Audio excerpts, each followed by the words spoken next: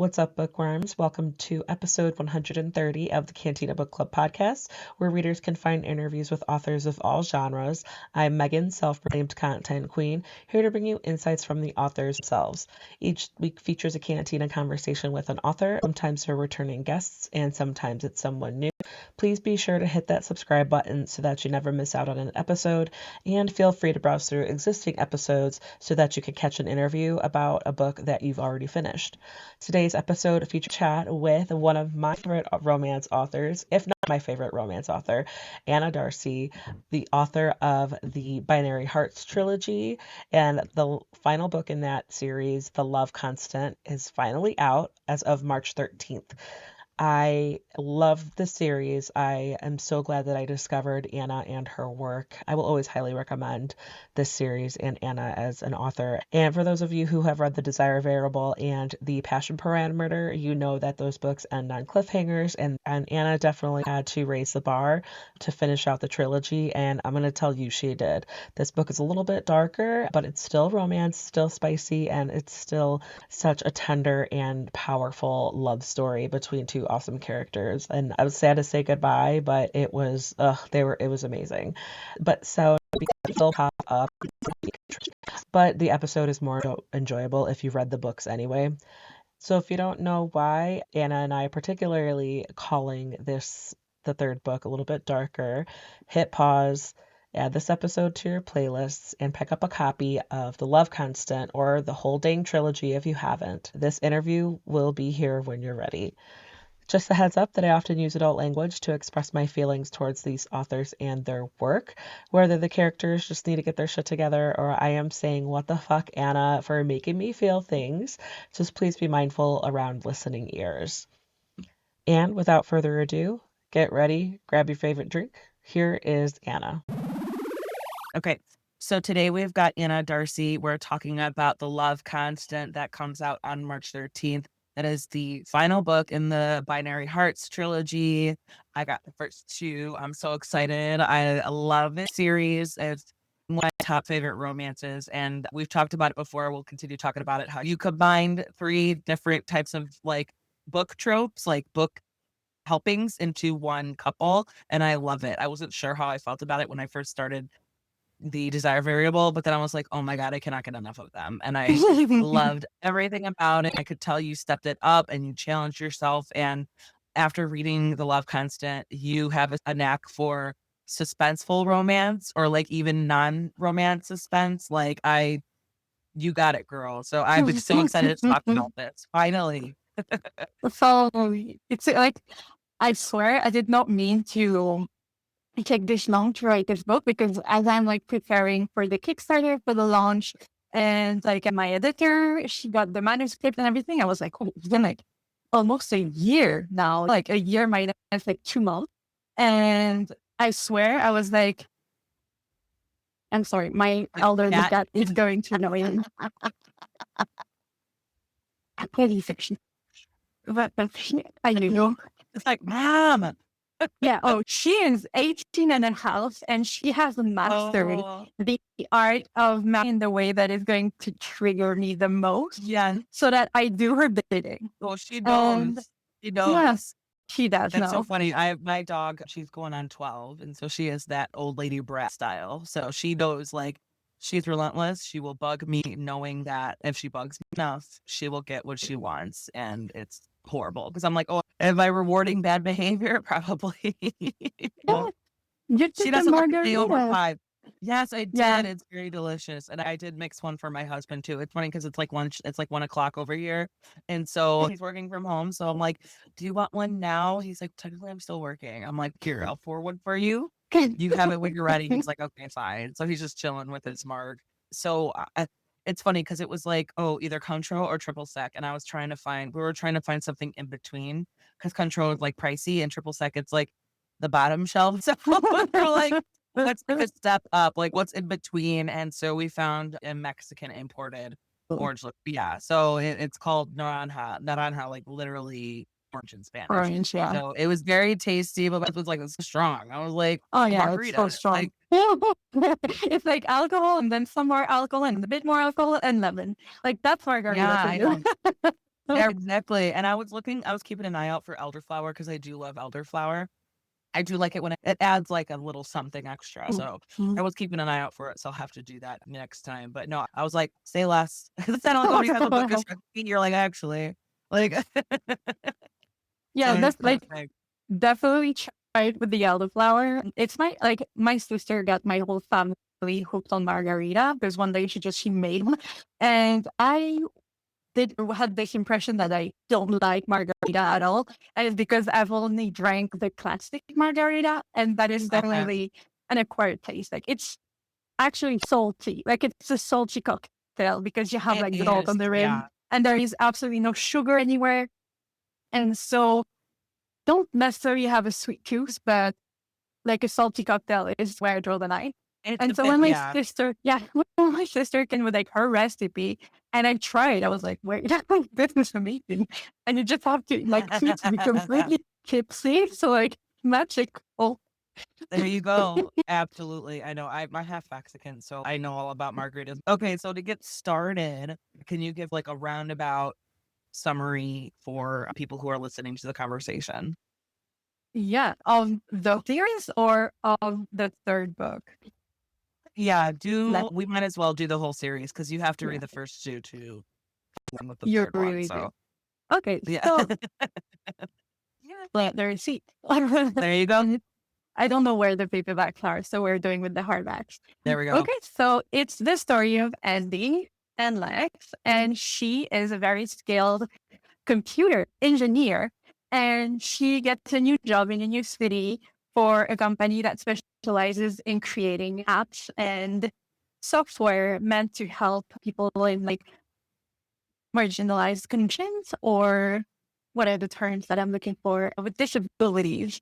And so she starts and she's so hyped up and pumped up, and she turns out like this is her boss, and he makes a terrible first impression. Like the 31st impressions are very good at all, let's just say. And as the book progresses, like he is the most closed off nerd ever. And as the book progresses, they get closer and he starts to open up. I wouldn't say there is such a strong character development, but I would say that he opens up basically and she realizes who he is and that those first 30 impressions were wrong and that there is more to him. And so they fall into a relationship where they just decide to have fun together because they are highly compatible on many levels, like not just between the sheets, but like intellectually and work wise, everything. And she has developed to help her brother, who is deaf mute, develop like an app that is basically the Rosetta Stone of sign language, American Sign Language. And it's exactly the kind of app that his company is looking for. And so they acquire it and it just throws them like close. They have to work together and everything. So that's basically the first book. It doesn't end very well because it was not meant to become anything serious. And of course, it does become serious as time passes. And he gets cooked. I think that's what we can say. Like he ruins it half on purpose.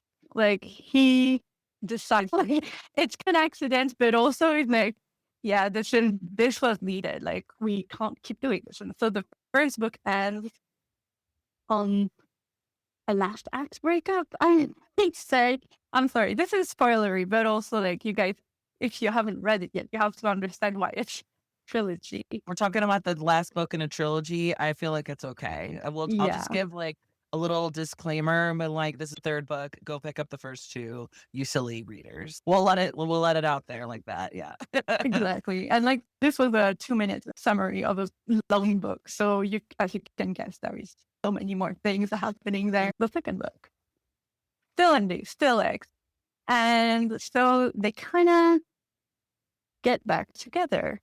Of course, he's stubborn, but like it's not due to him. Let's just say, like, she's the one who's like very stubborn and who will not go. Like, not in a pathetic way. It's more like at some point she knows what she deserves, and it's more than what he's giving. And so, anyways, so this book explores them on a deeper level. I feel a lot of people are not very used to like continuous trilogies like this. And so Right. when they're done with the first book, sometimes they're like, we don't know much about the characters and everything. But that's normal. Like we have 3 books to discover them. And we are discovering him and her as we go. Like we can learn more about him as she learns more about him.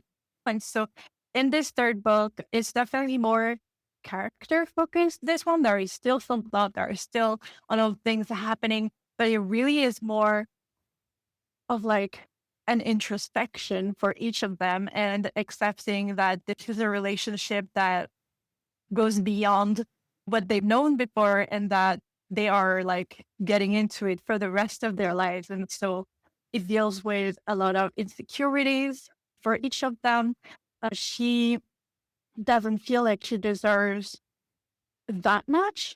Like it's contradictory because I started saying like she knows what she deserves, but at the same time, she's like, he is rich, he is handsome, he is perfect. Like I'm never gonna be enough for a man like him.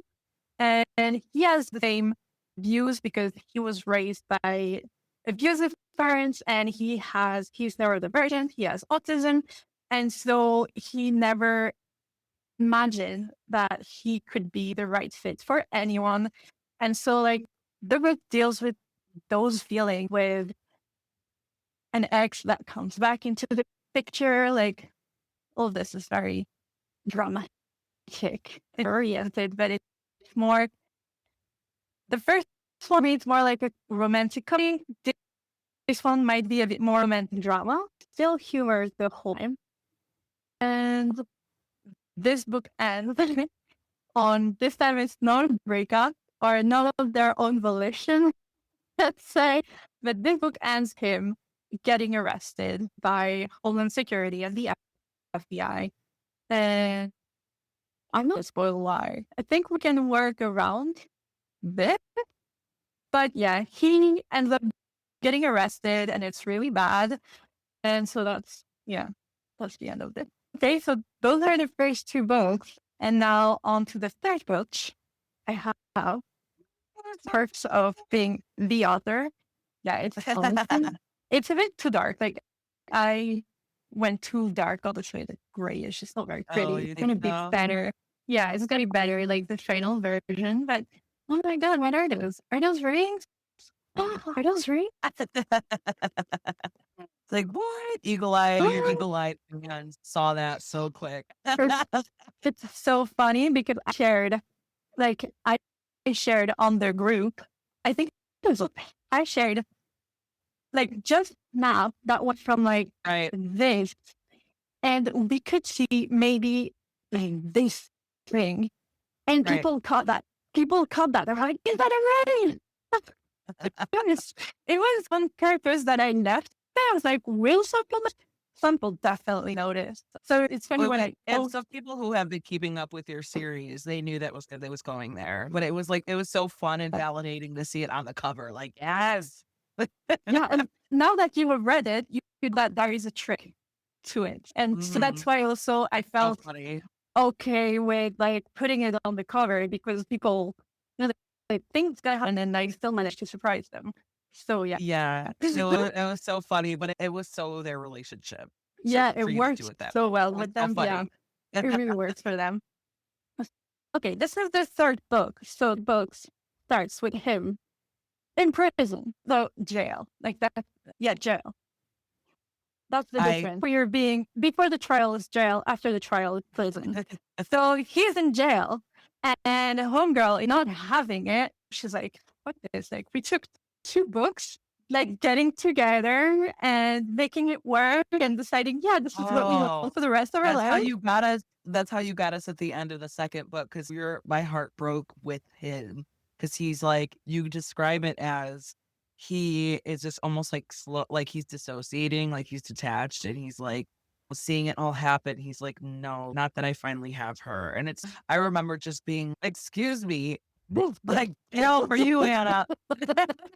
But yeah, like, Oh, he knew, like, he's always known that it was a possibility for him to go to jail. Again, not explicitly saying why he went to jail, that he knew it was a possibility, but he thought he was out of the woods especially now that he has her. Like, oh, I would have been fine with it a year ago, but you're calling this to me now. In his point of view, and he's going over like the future that he's imagining with her and his plan and the things that he's putting into place to like have something that he never thought he would ever have, and then rug or ice cold bucket of water, like it. Yeah. Oh, I I'm had to so make mad basic at you. I words. love you. I love your crazy, beautiful menace. You talented menace. Just to be clear, like those two books, I love them to bits and everything, but so this one, Henning says, like this one is the story, like this the uniqueness of the whole trilogy, because I feel like the first one especially very much reads like a workplace rom-com, and it's not extremely like singled out in the way it is, but I think the trilogy as a whole that makes it very unique. You get a rom-com, you get a romantic drama, and you get a romantic like suspense. Almost like it just grows, and that's why Yeah. also I wanted the colors to First, grow. yeah. I don't where I can use the omnibus. Sorry, I'm gonna also once more show my privileged ass. But so it starts with the day, and then we get like sunset, and then we get and it's meant like this way, not only like the evolution of their relationship, we also see that like the book's darker as like I love it. the evil. I love it.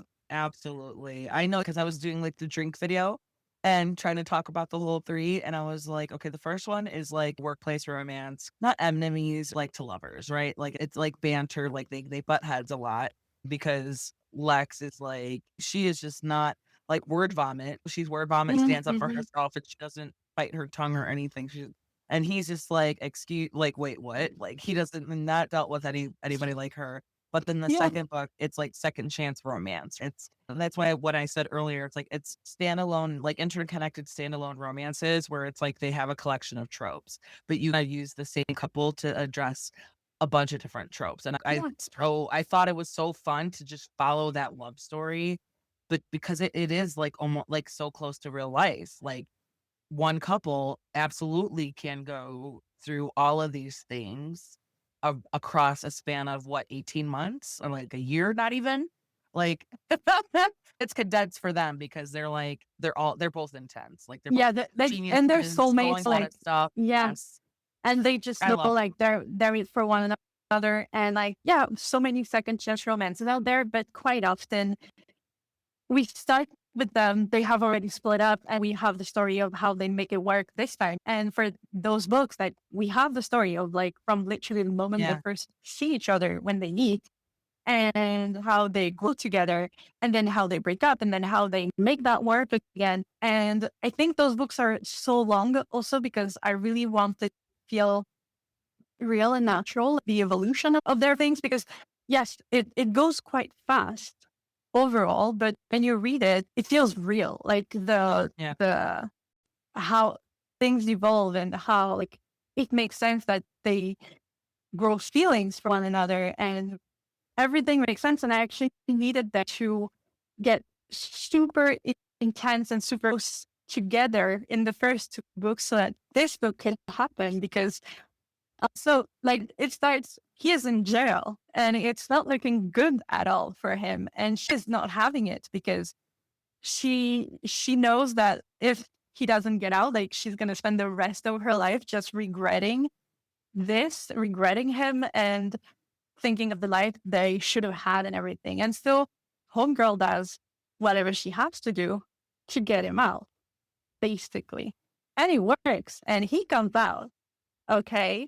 And it's a bit rocky at first because those walls he had in the first book that she took some time tearing down, like they went all the way up again.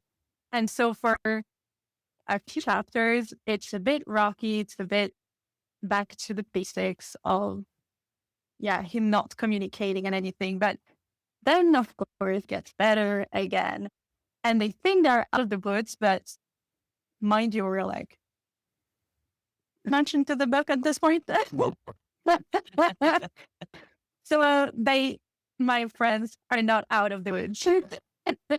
And anyhow, like there is a danger lurking in the shadows again, that is because of what he did that got him put in jail and arrested, and that danger is waiting for them. And basically, they spend the book fighting for that life that they want together and for their freedom and for their lives. Well, we can say that. I did post it in my spoiler post, like carousel on Instagram. Someone does get shot at. I And you will not say more. last conversation that we had, and I was like, I did not expect who did. I did not, because I was like, I remember that chat, and then once I read it, I was like, that I did not see that person being the subject of that incident. Like, I was like, oh, and then it was just like, oh, and that just adds to like, because Lex is having a hard time. He is struggling with like, he can't accept that there's this person that would do all of this for him. And then he is like, because he doesn't feel he's deserving, and he can't believe that there's someone who would do that. Like, and he can't believe that he found like the one person, the one woman who like fulfills his every fantasy and who he can't say no to, and who feels the exact It's same such a way stupid. about him. He is I love it. I Yeah. love Simplex. I she feels the exact same way, where she is like, no, I don't think I can live without you. I do not, like, I can't, I'm not going to sit by and wait for this Yeah. to possibly unfold. And she She meddled, and she to put it lightly, she she's meddled. yeah, she meddles. Oh, like the book, like the side character. You need to be like she is the hero of this book. He's the sidekick. Okay, like he follows. He's like, you're gonna do it anyways, so I'm coming along because that way at least I can make sure you're safe. But yeah, it's a very intense relationship in what they have, and he would die for her. He would kill for her. I know, like in a dark romance kind of vibe. It really, if he killed, like would think it through so much that he would still do it. And he would do all for her, but also it hurts him. This awareness that the sentiment goes both ways.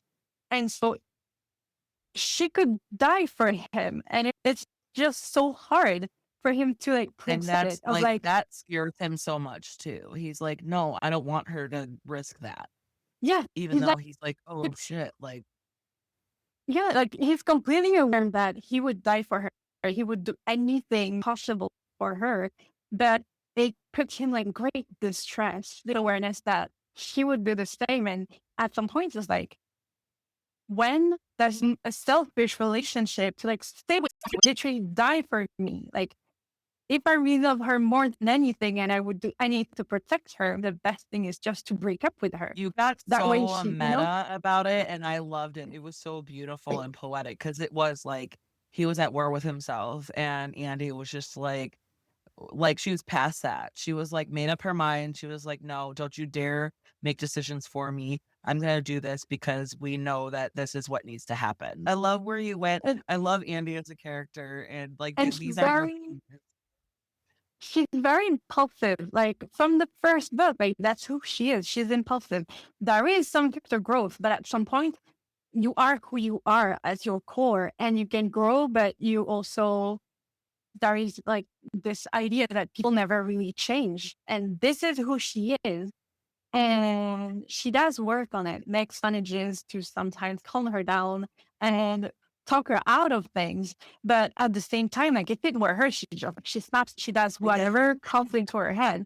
Whereas Dex is the kind of person that sits back and thinks about things for the longest time before he can decide to act on things.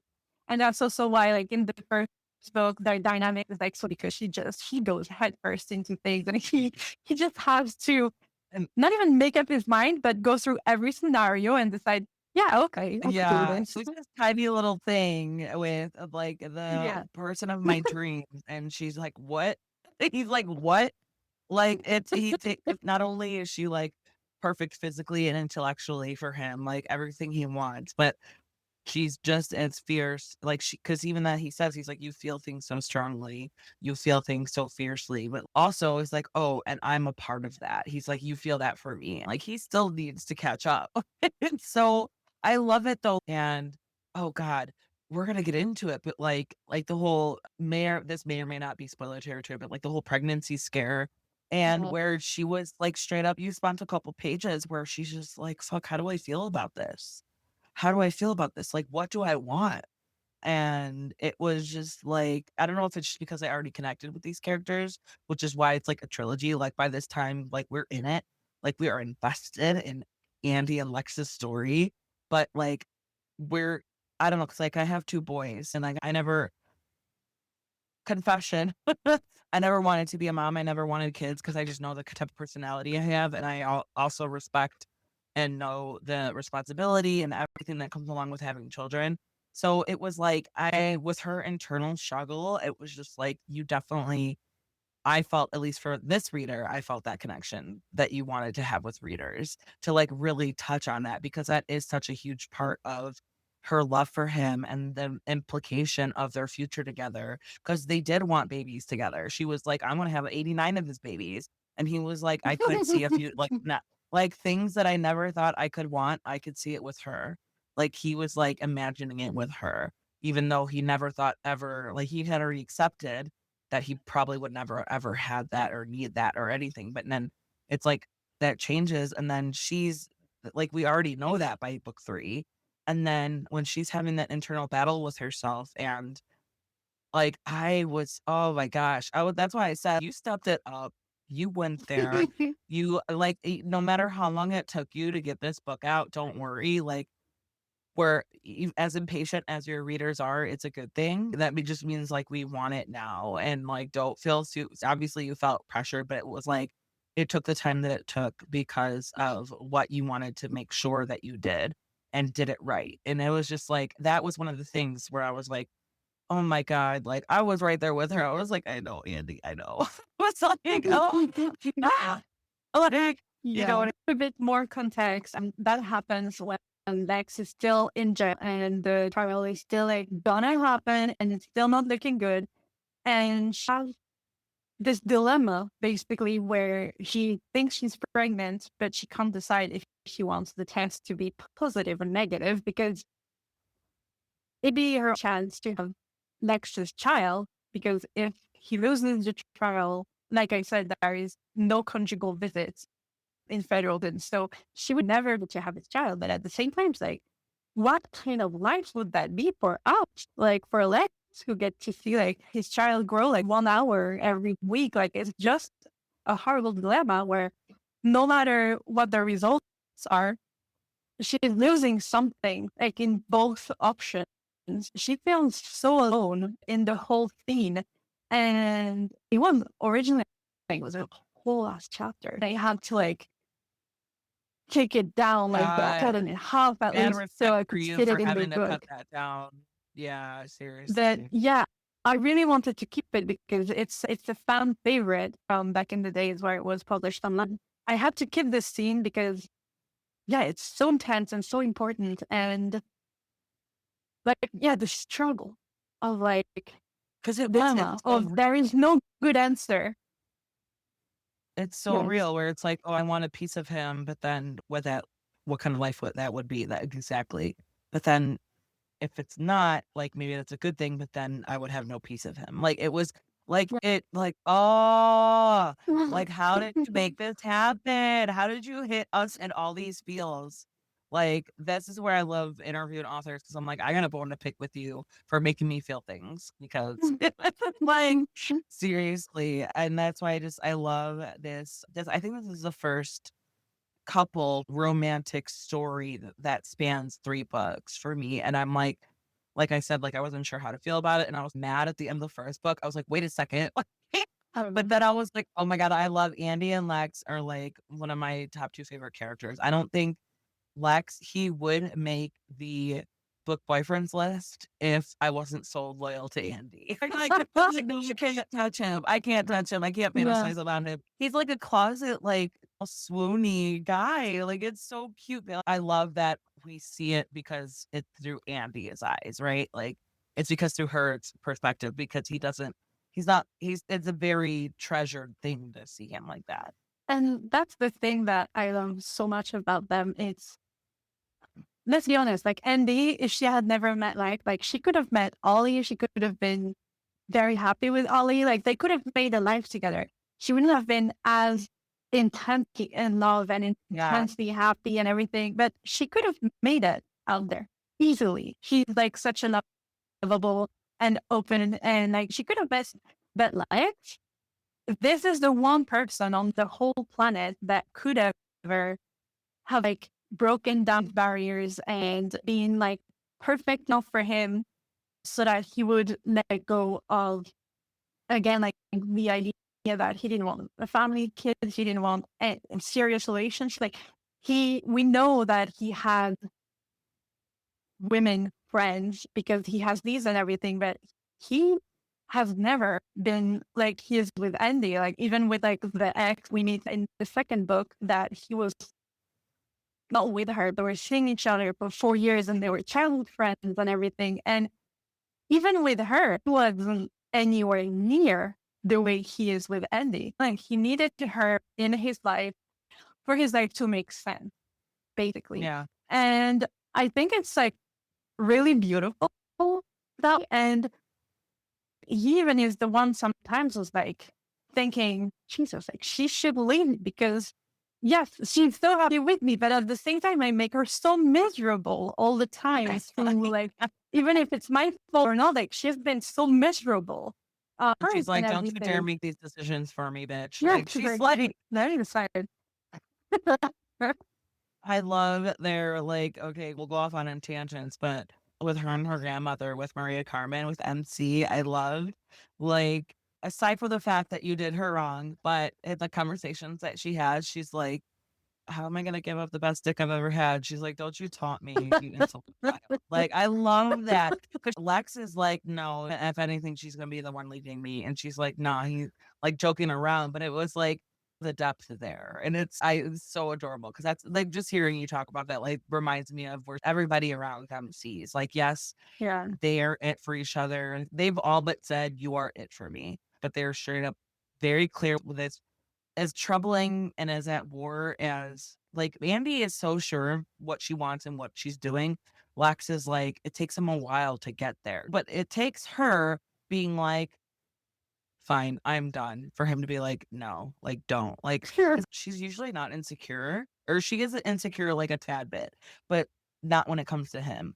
But then when she was like trying to tempt him, and she thinks, oh, nothing's working. But moving to his point of view, it's like, oh, he is fighting for his life. Like he was struggling there. he's like yelling at his dick to be like, no. Like yeah, I know. He's trying to, that's when he comes out of jail. And sorry, the cat. And she is trying everything she can think of to like get herself some dick. And no, because like I said, like the walls, they are all the way up again, and she needs to tear them down. And she tries the best way she thinks can work, especially since they call like that the line of communication that have opened and that was like going so well with them talking and having no secrets and everything. Like it's broken at this point, and so she's trying everything she can to tempt him. And yeah, she's confident it's not working. When we get to Lex, it's working so well. But again, he's such a cerebral person that he just manages to talk himself out of it all the time. But yeah. are you doing math right now? Yeah. But Yeah, it's like it's what's so attractive about him, not just because like he's so sexy, but like I love it when male, like the love interest, like they're so sure of themselves and they're so like, not to say that Lex is super sure of himself, but obviously he's got his shit together for the most part. But then something comes in and throws him for a loop where they're in unfamiliar territory. And I love seeing the ruthless and confident male character go through it. I love seeing that. And it was you put him through all 3 books, but I loved, like, where because she's thinking, like, "Oh my god, nothing's working," and even she's got Mason into it, which is, like, again, her boy Mason, and then he's like, "Girl, it's 'cause you're losing too much weight, you don't got that booty no more," and then she's like, "Ah, fuck," like, That's and the it end. I know, right? Because he's going through his mind like, "Oh, I have to detach myself. I have to distance myself. I have to make her realize we're not good for each other, and this is not the best for either of us, blah, blah, blah." And then she's like she doesn't see it that way. She knows the risks. She knows the stakes, and she's just like, "No, like, are you kidding me? Like, I did all this for you. I'm not gonna back down now. Like, bro." Like she's super impulsive, and so from the way he sees it, he's like, "She did it again," and she went way too far this time. And she's like, "No, I knew exactly what I was doing. Like, I don't care. I would do that." He even he looked over her work and he was like, "Oh, fuck." Like, she covered her tracks. She did everything right and she did it like, and even if he couldn't go higher with how high he thought of her, it went higher. Like, Yeah, because he already yeah. thought like, "Oh my god, I have to have her," because with her app, It's she like did it. it's like I have finally found an equal out there in this world. And then the third book is like, no, she's actually greater than me. Like she's not my equal. She's my superior. And she's like, "Yeah, I just taught Iris how to do it." Like, what? No biggie. She's like, "I don't want this to take 4 months. I want it to take 4 I weeks." don't even know Like, right now. And honestly, she was right because when you see like the state he is in, just like coming out after oh yeah. however long he spent in prison to keep it free, yeah, she did good to like get done so quickly because there would not have been much left of him otherwise.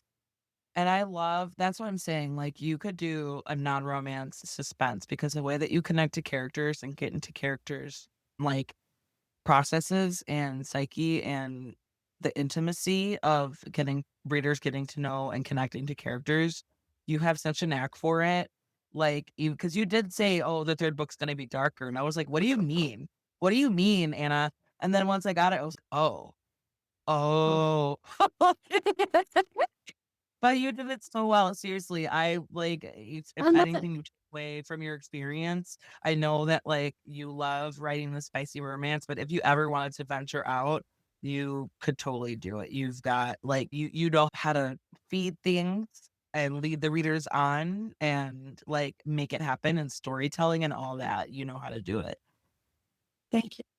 I might one day. Plus, like, I love horror movies and stuff like that. So maybe one day, science fiction. I love science fiction movies. So maybe one day I'll write like a We'll do TikTok romance, round. like yeah, you could still do romance as, like, a subplot, but, like, because if you wanna scratch that itch, but you like, whatever the world is your oyster, and I'm, like, just advocating for that because I love you have a talent, and I love your writing, I love your storytelling, and I love Lex and Andy, and, like, I know they're your babies, but I feel like, "Oh my god, I've been following you for, like, this whole, like, little journey," and, like, I'm discovering you through Up the Ladder, so that's why I told you, I was like, "No, when you're ready to continue with that series, to continue with that little universe, I will start my collection there." Oh, again, like, I don't know if there's any plans for you to do, but you could totally, like, make this in the same universe with your what is it? Love in Boston or something like that? Run, What you Brooklyn.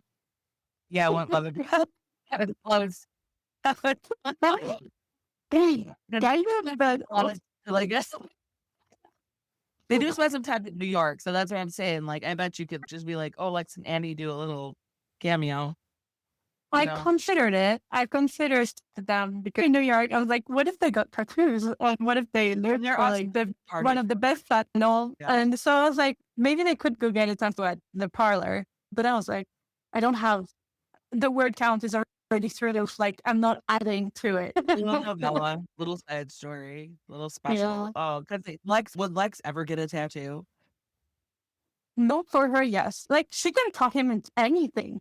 Like, literally, I can't think of a single thing that he wouldn't do for her. Like, if she asked kindly enough. But He would volunteer as a clown at a children's hospital. yeah, like, she could. Like, honestly, could. She could convince him of pretty much anything. And he would very reluctantly. Like ultimately, she could convince him to do that, but she also knows he would be miserable the whole time. She doesn't want it If you would to be never- yeah. miserable, so she would never push him to be a clown at the children's hospital. But push comes to shove, she can do it. That's the moral of the story. And girls, if you are listening, this is the kind of man that you want for yourself. Okay? Yeah. I think that part of it was like, I want a man who's so obsessed with me. Like, I love my husband, but he's like not a fictional boyfriend. He's not a fictional husband. He's like, honey, no. Like, it's.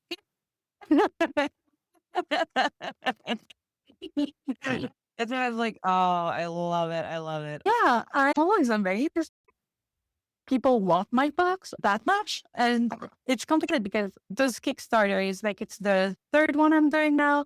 And I'm not making much money out of it because I always I feel bad for people spending that much money on my books. Well, And no, it's with helping you fund and it's like, you got to look at the yeah, non-monetary stuff. It's yeah, helping you but fund it is. liberty. But basically, Yeah.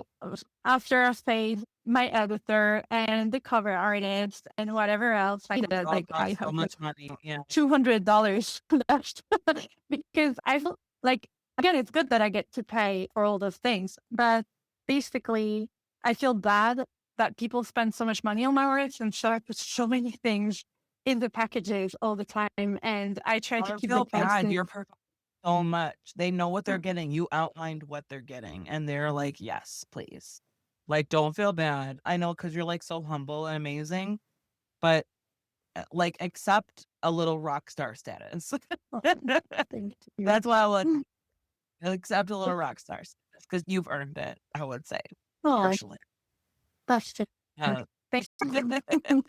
It's okay. And like, I imagine like the monotonous assembly line tasks where it's like, you could listen to a book, or you could listen to a podcast, you could listen to I've music, been you could watch a I've been show, rewatched all put it Smallville. together, your little packages. Oh, Smallville? Oh my God, you would Yeah. get along with my husband. He was like all about that for like a while. I but okay, so I finished I writing think the you were book. the last time we chatted, like a year ago, you're like, oh, I'm Maybe. just catching up on Smallville. Like, Yeah, they added to Netflix, so it was on top of everything, there you you know. And go. so, like, I finished writing the book, and so it wasn't that long ago. Okay, I finished writing it, rereading it, and sending it like to my editor. And then I was like, now I can dive into like the graphics side of thing because I was an indie author. I do everything myself. I only outsource what I really cannot do because like if I tried editing everything myself, it wouldn't be quality what like would take a serious dip, even though my editor says that my manuscripts are immaculate. She really loves The working book with that me you because sent me, you're like, oh, this is before it went to the editor. I'm like, really? Because I might have found like one or two typos and yeah, one like misname in the epilogue, but I'm sure that you guys yeah, found it. that's So fixed. yeah, I understand like it might be distracting if it's not edited, but like it was seriously like it was great. It was like I agree with your editor. Like all she had to read and catch a couple things and whatever. I could save like $1,800 and just not have an editor. I actually work Maybe, working with or Katie.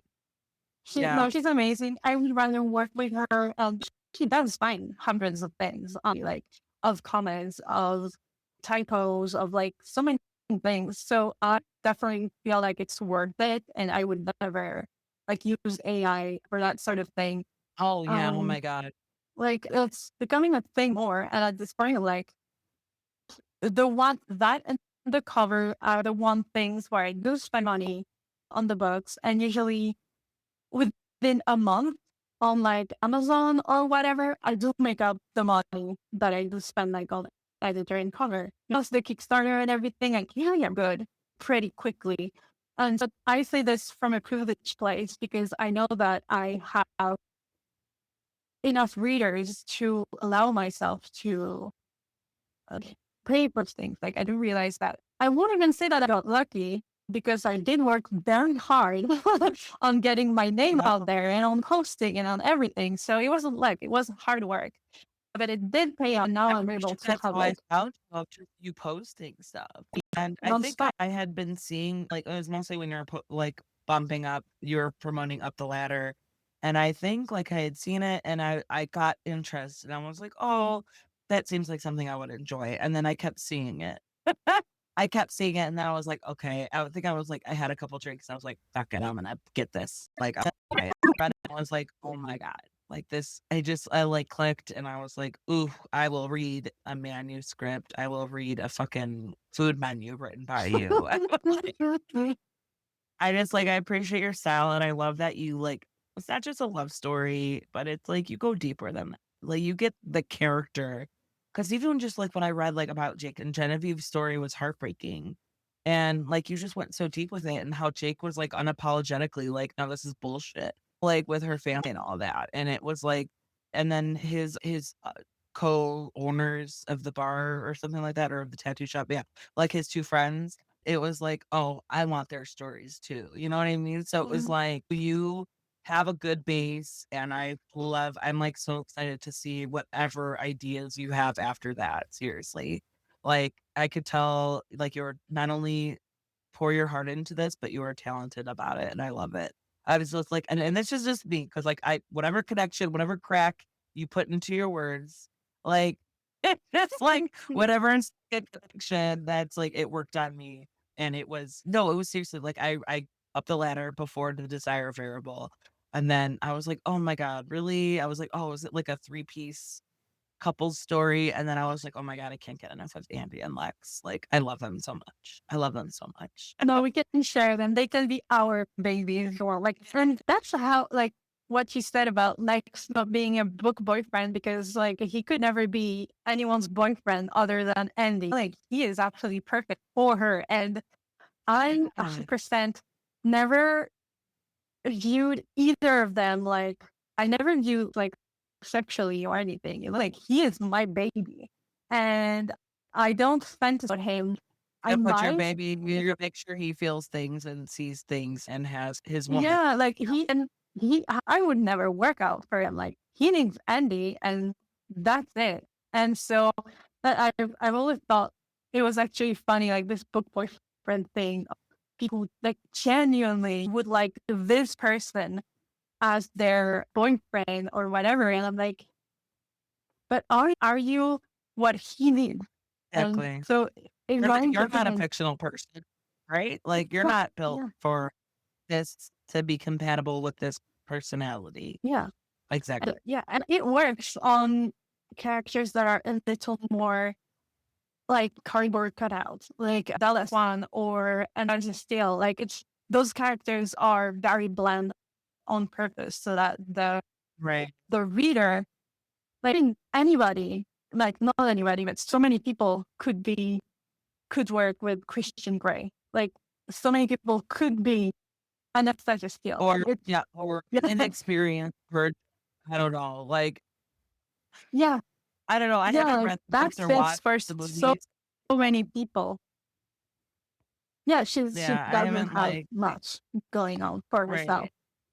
But Andy is like, Whereas, no, she likes sex, and she is unapologetically I remember when in the first book, she was like, "Good thing that you're not paying me right now, it's during lunch hour." Oh, it's like, girl, like that for Mexican genes, I'm gonna say, like, she like the hot temper, like she can go off, and she is very, yeah, she's like unapologetic, and she's intense. She's very intense, and she is very loving also, and intense about the ones she loves, and that is not everyone. And she's also so strong in this oh, third yeah, book, like but I she, said. like she's a kind person, she cares Mm, about people, but she's just like, what do she it's like almost like tough love, right? She's like she would fight almost just as hard for Mason or for Ollie or for Tammy yeah, or for her family. She like just what we saw with Maria Carmen. She was like, no, absolutely not. You are not keeping me from this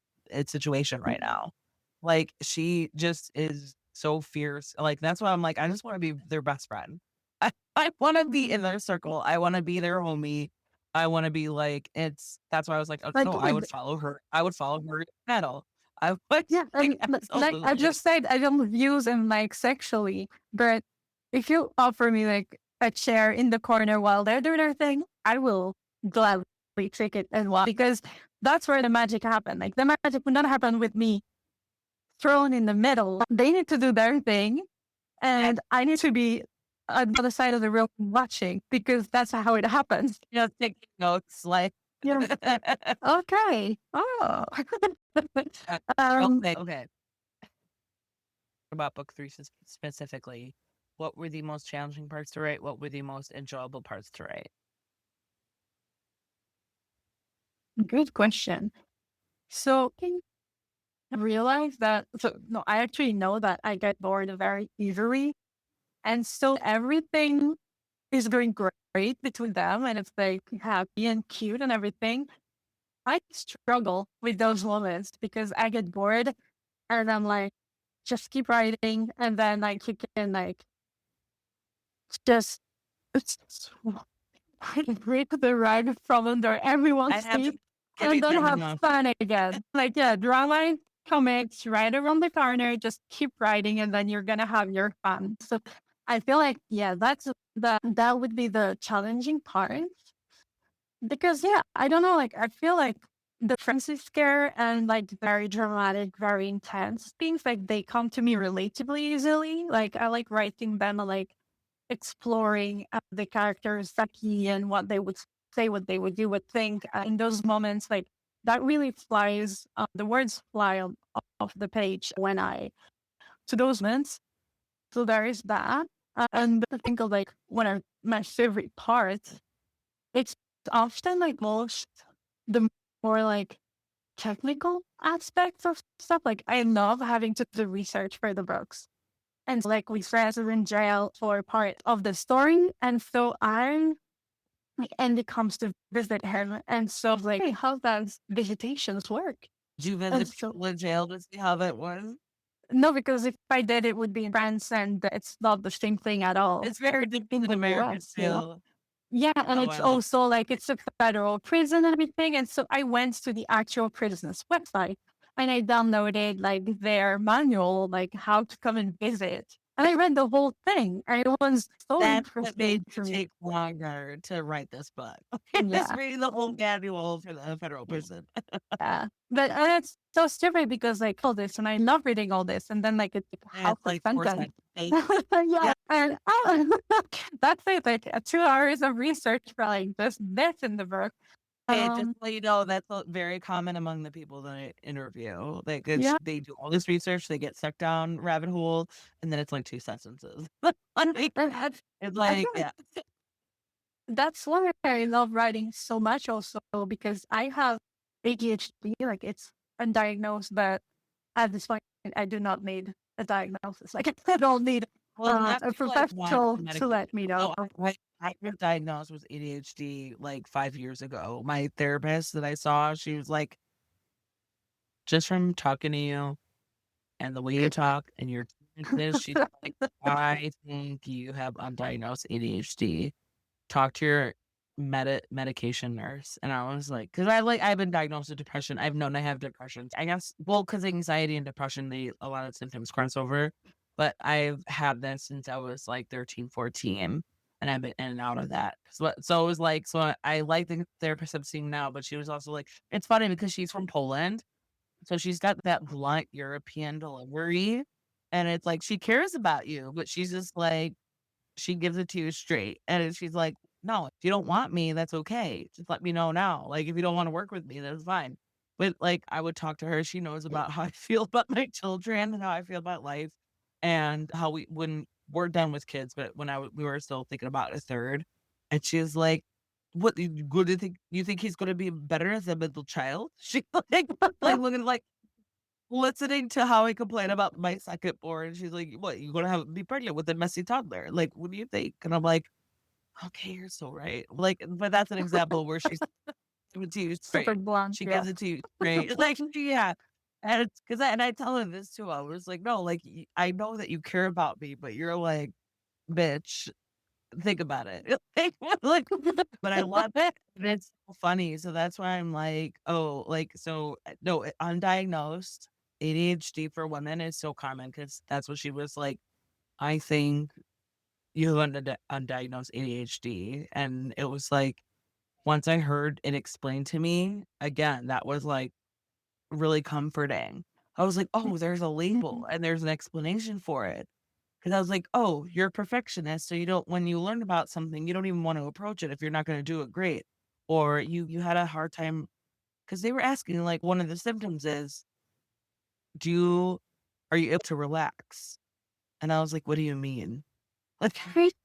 Like, like, like, and like, what if I sit on the couch, I'm reading, and if I don't have a book to read, I'm doom scrolling, or even if I'm sitting and watching a show, like catching up on a show that I care about, I still might get distracted. Like I want to do something else. So I'm like, Mhm. oh, that what you mean? It was like, what do you mean by relax? Is watching a TV show relaxing? Is reading a book relaxing? Doing nothing? Like I'm like, so I'm like, what do you? And then it's just like things you learn about. So it was really long winded tangent. It's okay. You probably have undiagnosed Yeah, ADHD and I you're honestly, manifesting it in your creativity, and I love it.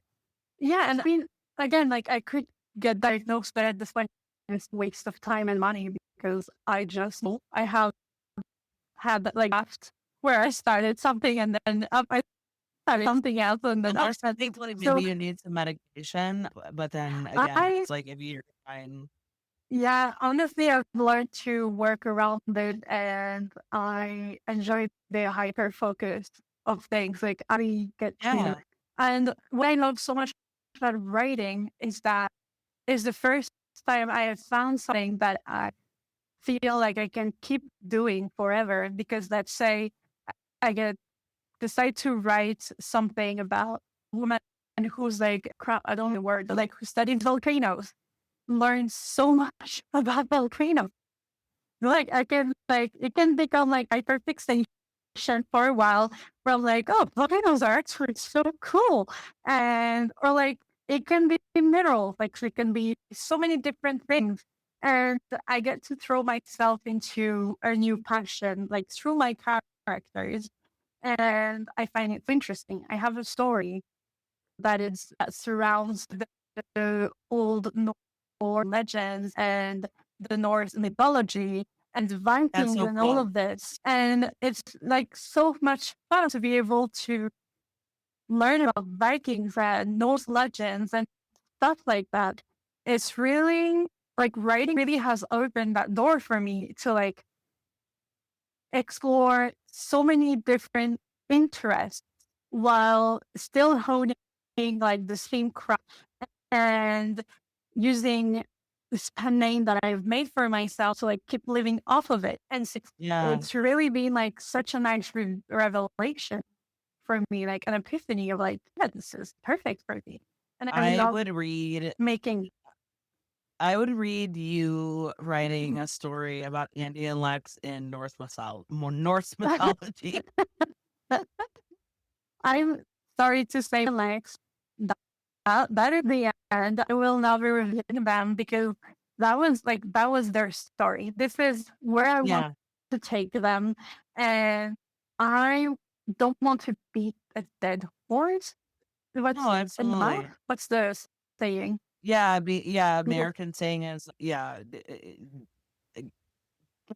look a gift horse in the from a mouth dead or horse. beat a dead horse Yeah, or something like that. Like, yeah. yeah, I know what you're So saying.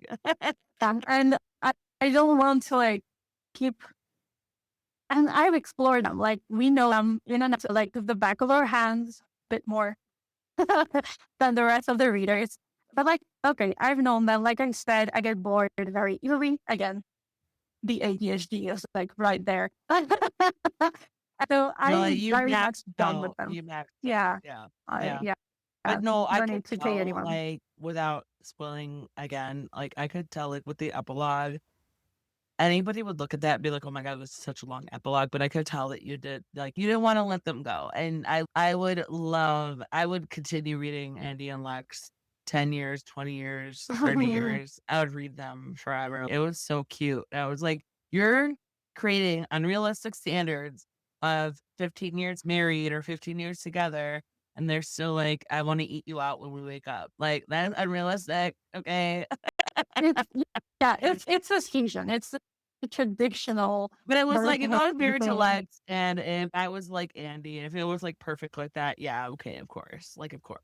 That makes sense. Yeah, and I feel like we do get the idea of they're still very in love, very into one another, then like circumstances Oh around my them hit God. harder. I need They're, to, yeah. okay, if it's ever in your idea brain, like your brain list, I need character art of their family.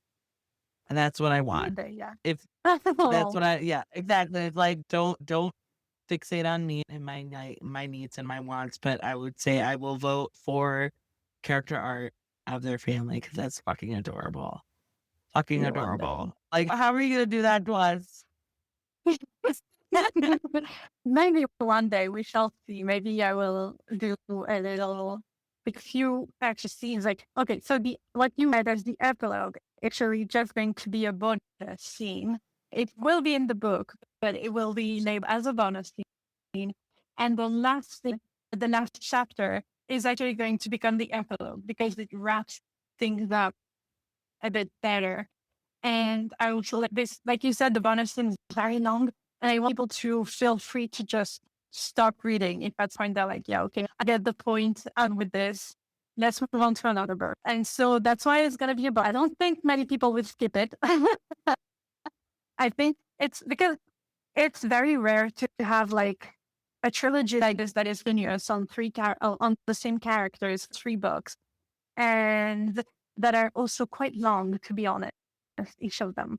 And yeah, children and family and marriage and everything is an end goal, but it's not the art of the trilogy. Basically, I didn't want to take them from nothing to this pandemic. I wanted to take them through like the ups and downs of falling in love with someone like this and trying to make it work with who you are and who they are, and finding like in yourself to learn to love themselves through those books. Like that's mostly the second book. They have to learn to love themselves to understand why the other one loves them this much. And to learn like, yeah, okay, this is real. Okay, he loves me this much because I'm fucking amazing. And he loves my body because my body is amazing. Like this is, and they needed that both ways. Like, and the insecurities are more like on the physical level, and Lex's insecurities are more like emotional and mental. Yeah. But they needed, yeah, that's exactly the second book. Like they need to learn to love themselves, to understand what's going on there, and to accept what's going on. And as the reader, we know what's gonna happen. We're just like, get there. Like they're there, the mixture is there, the circumstances, everything is there. We know they're gonna get there, and we're just get there. Yeah, but I think it's also important to maybe as a reader do this and use it as a lesson of like, of learning to like self-love and learning also what is acceptable or not in a relationship and how someone should love you, basically. I've seen. I don't know. You're setting the bar high, though. Yeah. And to this extent, it's me. But what was it the other day? I saw someone on Instagram. She was like story time, and she was telling people about this guy that they're monogamous, non-committed, temporary relationship, like some stuff like that. And he told her on, "You're not my type, my body type, but we will try because I." And so they never slept together because he wasn't attracted to her body, and she has the most normal, average, good body you could think of. And so I'm like, what was he into? Like the star kind of body? What was the hang out? Because it's not missing a leg or that, like, it was so weird. And she was like making excuses. And I'm like, I want to show people that in my books that there is you know, like how many men like will love your body, like seriously, right? Like, yeah, like you can find like And I want to show that out there is someone that is perfectly tailored to you, and you just have to find that. And you can't settle for anything less than this, because That you made that very that is clear in book 2. Like, where Lex was like, no, like, you are what I want. He's like, Yeah. this is where I first realized I am a man, and it was looking at a body type that is you. Like, I love that. I love that because it was so simple where he's like, no, like, all you have to do is just stand there and I want you. It was just Yeah. like, and then, And and so then that's that what is made it, yeah, and that was what made it so funny when she was trying so hard to just like reconnect with him on a physical level. And she thought, oh my God, he doesn't want me. And he was like, when we get to his point of view, he's like, oh, she did this, and then she did this, and then she did this. Oh my fucking God. Like, he was like cataloging yeah. everything, every step that she took, every decision that she took. He knew what she was doing. And he was like, oh my God, what the fuck? Like, he was fighting for his life. Well, I mean, He next. was like,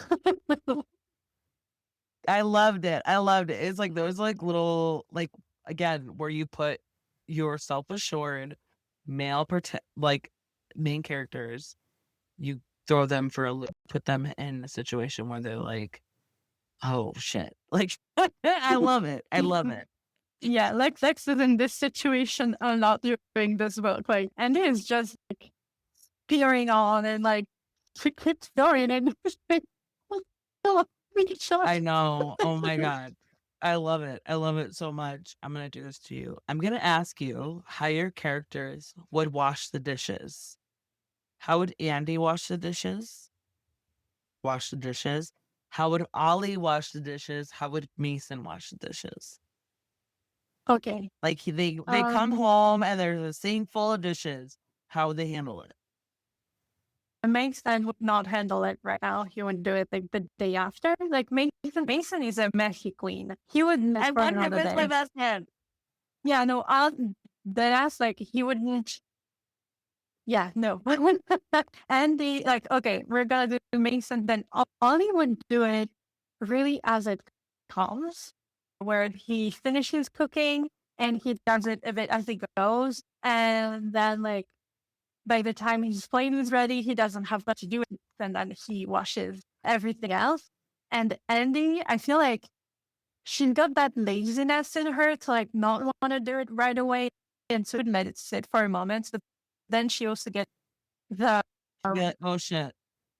yeah, not the post-traumatic syndrome of disorder of like being in a Mexican household and risking the check if she doesn't do the dishes as she will ask.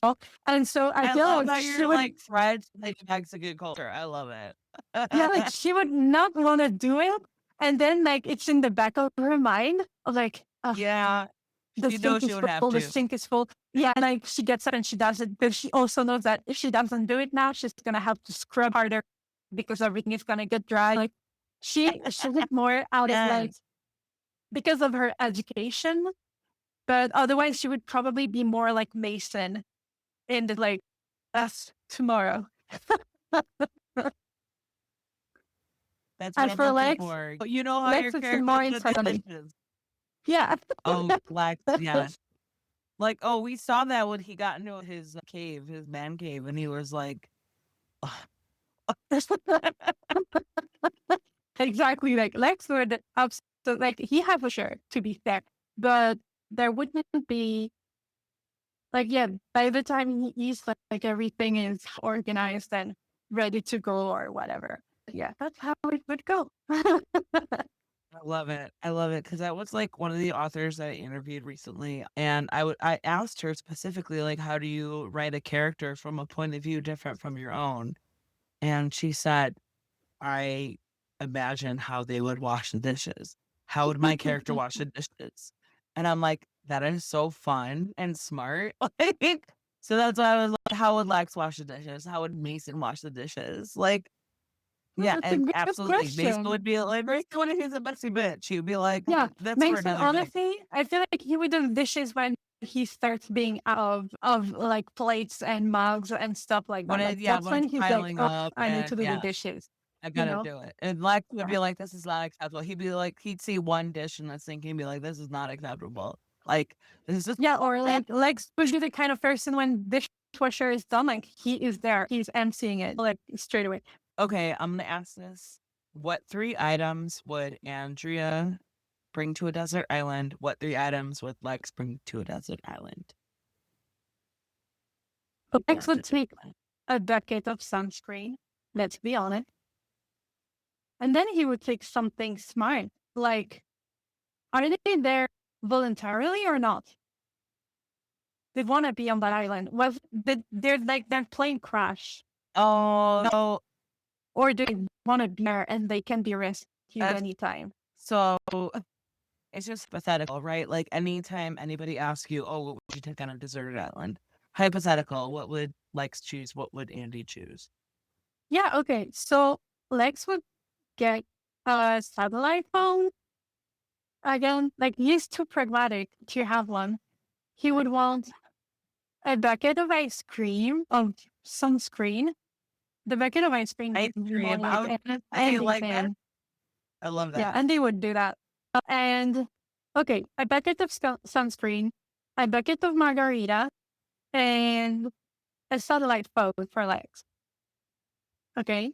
For Andy, it's harder. She would want food, but then like I'm trying to think of the kind of food she could take them with her. Like Well, feral take them raccoon. out. Yeah, like she wouldn't want.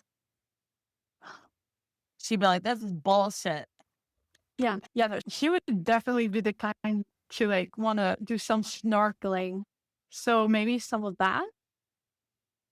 Like she would not necessarily see it as a bad thing, especially like if she's with Lex. Like she knows he's got it covered, so she just want to end it. She wouldn't even bother with a bikini. Make this the point. most of it.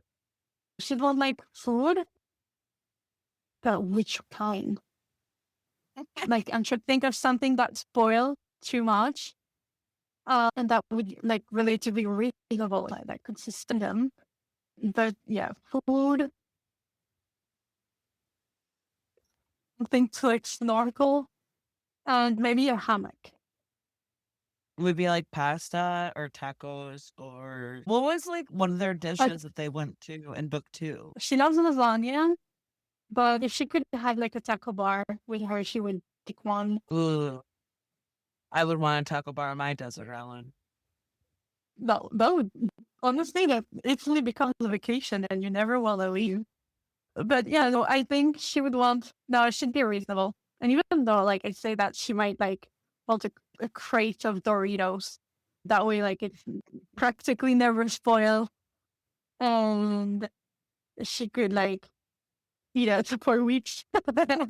But yeah, we definitely not see it in the same way. I would say like Lex would Right. No, need absolutely. an act. Like we would need to take control of the moment of like, yeah, but we need to Oh my be able god, to get out. Andy would the like boat she would make the house. most of it, and Alex would be like, "What the fuck?" Like, No, she'd get naked, she'd get in the water, she'd be like, "Oh no, first vacation," and he'd obviously like be on the phone already with everybody, like, "Can you come get us?" But like we're good to stay for a couple of days, maybe. But can you come get us after?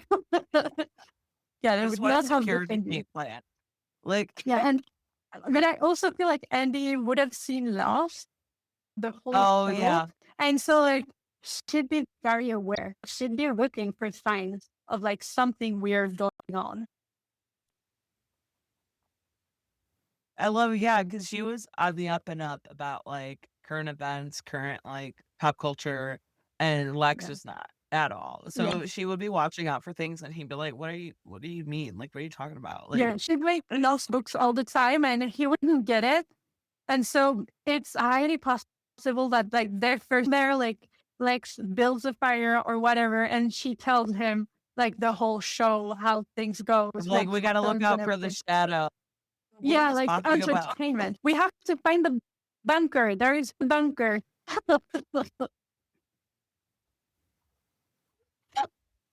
I love it. I love it so much because it's so true. It's so true. If you get into It's the mind them. of these characters, like, Yeah. which I know you're still in the mind of them because you're still like rolling out your press tour and all of that. I keep forgetting, like, when I talk to you guys about this, it's like, oh, the book's not out yet. You're still in the Yeah. thick of Yeah.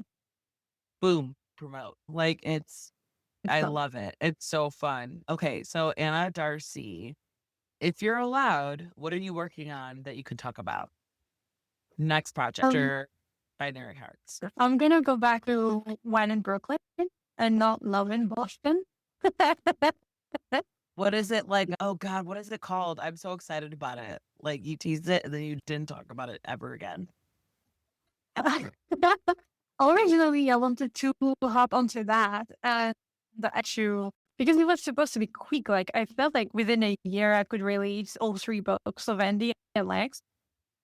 Grave mistake on my part, but yeah, I wanted to jump into like sequel of the latter, and then I didn't get to do that. Yeah, the idea is to write Killian's story. I stopped few hang-ups because I like to.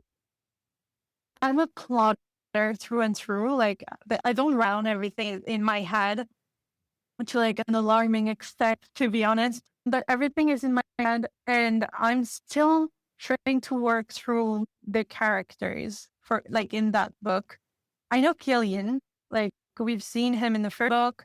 I know his backstory. I know his behavior. I know his hang-ups. Like I know everything about him. But now I also know what I want the book to be about. But I'm still trying to figure out the FMC and like the push between them because I get bored easily, so I don't want to write the same books twice. And I don't want to write a book where there is no plan between them, but also it's not like I know it's not going to be enemies lovers or likes to lovers. It's not going to be opposites attract. They're going to be very different, but they're not going to be as opposites as Jen and Drake. And so I'm still trying to figure out what is going to be the friction between those characters. Like what's gonna be the driving like excitement, the driving force, the Yeah, driving because like plot. they are both going to be grown adults, and the idea is like they're both attractive. They are both gonna be in close vicinity because she actually will open a cute little restaurant right next to the Devil's. So Killian's bar, okay, and so there is all this. I can. If They're not. Killian likes a little meat on his bones, he might be my next book boyfriend. So just saying. That's like that. 'Cause I think he was like, I think I remember a conversation between him and Jake, and he was like, "Oh, Genevieve's too skinny," Yeah, and I was he's not. like, "She's Yeah, just like a normal person, right? Like she's just a normal like figure." yeah. She's slim, but she's not. Yeah, but Yeah, she's slim, but not skinny. So yeah, he definitely likes. I don't he think. got to get with the cook. Yeah, that's exactly it. And I don't think she's gonna be plus size. Of her to be. I think she's gonna be more like normal sized on the plus, like normal plus. Like mid size. Yeah, I think that's a thing. yeah, Yeah. mid. Like Like she's gonna be just in a that. normal, like healthy, what? Yeah, like that's exactly Like, because yeah, she's not gonna have an LP or anything. She's just gonna have some meat on her bones, like you put it.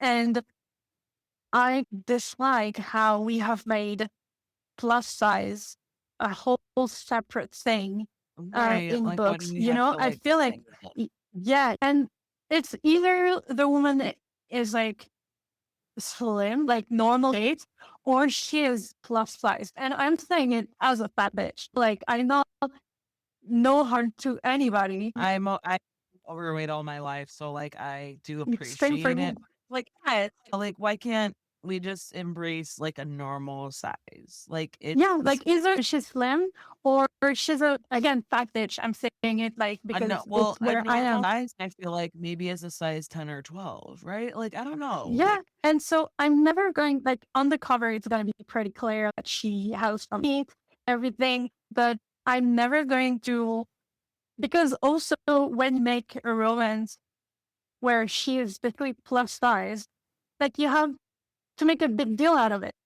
Like it becomes something. It becomes a It's like, storyline. oh, There's like it becomes, have like this yeah, expectation of like, oh, she's plus size, so she's gonna have yeah. some insecurities and whatever. Well, He's so worked I for, think that an author that does it well is Amy Award, and she has the Cocky Kingman series where it's like a football, sports, romance, standalone or series, but yeah. the FMCs are plus size, but or mid size to plus size. And she was just, I was gonna do one character, but then I was like, oversized women, overweight women want to get fucked too. Like she was like, good and it's spicy. But it was like the main characters, the women are a little on the heavy side and the men are a part of this. She basically was like Bridgerton, football Bridgerton, where it's like 8 siblings and they're all into football and it's a widower single dad who had to raise them. And so it's like, I don't know. I think it's one of those things where it's like also you follow the characters, so you're like waiting for their story, right? Like, with interconnected standalone. But no, that's what I'm saying. Like she's one of the ones who like does it right, where it's like, oh, you don't need to lose weight to be happy. There's a man who like will kiss your fat belly, or he will your body as it is, which is like we're saying, someone who's grown up like overweight all our lives, we've grown up being treated that way or knowing that's how we are. It's like I even as fluffy and as corny as some of the things can be, I do appreciate it. You know what I mean? Like it's so yeah, like you could figure out a way, but I'm saying don't interrupt your flow, but you could do it. You could do it. Yeah, and I will. But I think she's gonna be, yeah, she likes eating and she likes cooking, and she's also going to be like relatively confident about her body because she's aware that men are like vexed to what she has to offer. Again, I don't want That's to like make it a Kieran. I full don't know. I thing. was like, hey boy. When I was And I reading feel like, up the ladder, I was like, "Ooh, I want his story too. I want all their stories. I yeah, want." Oh my god, what was it? The other one, not Karen, but then the third one, where he was with the bestie. Elijah, Who was it? Yes. Elijah. Oh my god, he was such a sweet, like, oh, I was like, I want Yeah, their story. he okay. So the friends, the trio, it would He's be, also a slut, right? Like, he is going to be very interesting to explore because in the end, yeah, like Killian, like they tease Elijah all the time, but Killian is getting less pussy than Eli. But Killian just does a big thing out of it. It's he's just, like, it's that's available okay. to him all the time, like being the owner of his, like he could every the new woman, but it doesn't really interest him anymore at this point. But he doesn't really talk about it or anything out of it. So like he and Jake, like they tease Eli about Eli's sex life, but Eli's sex life is actually more intense than Kill. But yeah, it's like the trio is actually so funny because Elijah is definitely a golden retriever. Jake would actually be a German Shepherd. Yeah. Plus, Well, she has that vibe. he could be like a German Shepherd. Like he could be a And golden retriever, but no, he's like a little hard. Like he's a little hard. her Shepherd. Yeah. And Killian Yeah. is actually the Oh my god, I love Doberman. that. Not Doberman, Rottweiler. Like that's Killian. He has like very hard looking outside. And Oh, inside, like he's just very mushy, very all of this. So yeah, that's their personality. And that's why they make such like a great trio. I love it. But yeah, I love it. And I so can see the excitement of you like, okay, your turn. yeah, Your like turn. I have those ideas. Your like, turn to I like don't- make you a scene. Yeah, absolutely. Oh, Killian will be such a sim. Like if he, that's something that I'm also trying to work on for this story is because there is going to be an aspect that people are going to feel is miscommunication, but it's actually going to be like a dumb lie. Like it's not even miscommunication, it's like deception, which at the end is very different. And so I'm trying to work like to find out exactly the book is gonna go and how the dynamics is gonna be and the struggles and the chin and the everything, so that when I'm ready to write it, it's just gonna flow like very well. And there are some vibes that I don't want to give off as I write. I know people really dislike miscommunication, for instance, so I have to work Fuck it. on making sure it doesn't Do read like, whatever feels right to you. yeah. But This yeah, I also, because I also hate miscommunication. I feel like if the whole book, like the whole tension in a book holds, like, could be solved in a TED talk between the characters, yeah. extremely frustrating. Like, you need something to make the Yeah. drama work. Because again, like, your characters just have Which to is why sit down and Annie talk for worked 10 so minutes. well, because you were like, no, this is gonna be 3 books. Yeah, and they don't have that. Like, they don't have this miscommunication thing. Even early on, like, even when they're just starting to Wow. fool around, like, they have talks. I mean, I don't know how to handle it. I don't know, like, this is the first time I'm feeling old and I don't know what to make of it. But they do admit, like, he does admit, yeah, this is the first time I'm feeling all this. So it's, and that's something that's I love important. your brain. That's also why I'm trying to think of the second book of The When in Brooklyn, because again, I don't want it to be a conflict that could be solved single conversation. So I have to Yeah. make it work. You gotta make it exciting. You gotta make it like Yeah. thought provoking. And Yeah. where we're like, Like, oh, make it make and then sense. yeah, exactly. You'll do it. I know you'll do it. Even if Well, it takes a year, I know you will do it. You'll do no, it and you'll do it so well. it will be faster now that I have my own plan, because that's why I like, you keep saying that you like, it's okay that book 3 took me so long to write, but the truth is, when book 2 came out, I took a little break because it's always so intense, like having to write the book, prepare the book, and then do the Kickstarter and then do the release. I and know, everything. did you feel like a lot of more pressure, like a lot more eyes on you after? Not even, but like, I took a bit of a break because I just need to like reset my brain before I start something else. And then, like, right after that, I had so many plans all the time. Like, there was literally 4 months where I was constantly somewhere, like going to visit friends, to visit my grandma, and then coming back for 5 days, and then to Paris to see friends, and then coming back, and then like for 4 months straight, like I couldn't spend more than at my place, and so I had no time to write. They wanted you. They were like, Anna. And I like, I wanted to write, like, didn't have time. And when I start writing, like, it's a whole process, and I need to know that I'm gonna like be able to just let it out and write for a long time and everything. And so I couldn't, literally, when I need to move, like, I need to leave to go somewhere far from everywhere, so that I'm not as tempted to like hop on a train and go visit my friends and everything. And that's what I did. So now I have my own place, and it's You have very your far own life from each big everywhere. little sanctuary. And then when you're ready, Yeah. like, Yeah. hey, auntie, hey, cousin, hey, whatever. Yeah, I like, I will be able to write solo, and I plan like for the next 2-3 years, just my head like down and writing and working, and then I'll allow myself a break. You do. I imagine that, like, obviously, you know yourself, you deserve a break, but also, you know yourself, you want to get some stories out. Exactly. You do you. I would say you do you. And I'm an advocate for self-care. I'm also an advocate where, ooh, grind it out, babe. Grind it out. You know what I mean? Like, Anyways, like, when I will need a break, my brain will impose one.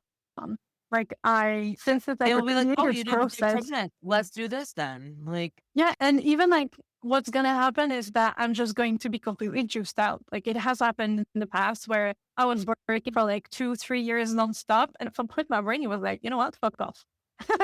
And for like 2 months, I couldn't write a thing.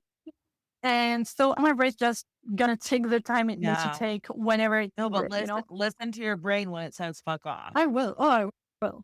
That I don't have, honestly, I just don't have a choice, because it got to a point where when I sat down and I had to write a chapter, Like I had a contract and I had to like 5 chapters a month. I sat down to write a chapter, I would literally start crying. That's how much I did not want to write. So I don't have a choice, but I know that my brain will need the break. It will take it and But it I will feel find like other that things to sucks. do.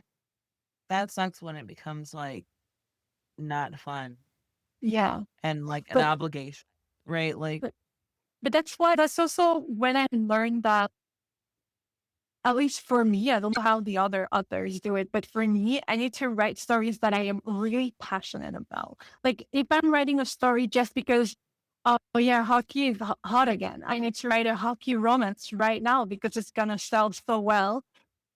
It's never gonna work out for me. Like I'm gonna be bored um, so much having to write it and I'm going to force myself and it's not going to be as good as when I actually want to write a book. It's not going to flow. The characters are not going to be, are not going to feel like as authentic and everything. So I just, and again, like I'm so excited for the third book, In the Way in Brooklyn, because I have it down. Like I have the story. I know exactly what's going to happen. I know the friction. I know the tension. I know the characters. Like I'm good with this one, but I'm still waiting for like that kind of the moment where the second book is going to snap into place and in what my you're brain. like, And when yeah, and then like at some point, I think it's just gonna snap. I'm gonna find like the one thing that I'm still struggling with, and then when it comes time to like write, it's just gonna flow off the page. It's gonna be amazing, and I'm gonna be so happy to write it. so I don't know if you've heard of like Dungeon Crawler Carl. I am like thick into that series right now, and I got my husband thick into that series, but it's like lit RPG. And I feel like if you ever wanted to do that, you'd be great at it. But it's basically like, what is it? A D&D campaign in a book. So, That's and fun. yeah, and the main character, his ex-girlfriend's cat becomes a fellow crawler with him, and it's fucking hilarious. So it's like, oh, they go through levels, they get achievements, they have to go on quests or do whatever. I'm recommending that because I think you could do it if you're looking for like some bonkers ideas. Because you're saying like, oh, like tiptoeing into sci-fi. So I would feel like that would be something that you could like tiptoe into to get ideas. And it is like lit RPG, but it's hilarious. It's humor in addition to like action-packed bonkers shit. And it's so funny. And I got my husband, he's not a bookworm. He's not a reader. I got him to read Thorn of Glass, and then Aw. I told him and he liked it. He read all 8 books and he liked it a lot. And then I told him, you got to read Dungeon Carl. He's on the 5th book right now. He's about to start the 6th book. So I was like, I told him, I was like, I will not lead you astray. You have to trust my book or I read so much where I know you will be hooked. And he's like, how did you get me to read 4 books in a month? I'm like, because I know. Because I know. No problem. Anna Darcy, where can we find you online and on social media? I have created accounts for several platforms, but I really just am on Instagram, to be honest. So Instagram at Author Darcy. There's a lot. There's a lot out there, so it's very smart for you to just pick one. Yeah, I can't even use Talk because it's very like they Yeah, use location too much, and when I post on TikTok, it's like exactly. for friends, and people in France don't really care about my books. I If I were in know. Germany, it would be different. But yeah, no, TikTok, I just fully gave up, which is Yeah. because it's my understanding that's where people make their money. Yeah, the more I learn about TikTok, the more I'm like, maybe I shouldn't do it. You know what I mean? Yeah, and like where didn't get banned somewhere? No, but And the US, it's like, oh, we want to switch it from China because the US does not trust China, which is fine. But it's like, I don't trust current US administration. But that's yeah, a sure. conversation. So it's Yeah, it's that's gonna make it like yeah. true tutorials or at this point, like, what's the point? But yeah, no, I have Instagram, which has could mean reach jail lately, which is great. Just as I have a Wherever you're photo. most active, and I will beef you up. Thank you. But yeah, no, I haven't even checked because it's depressing.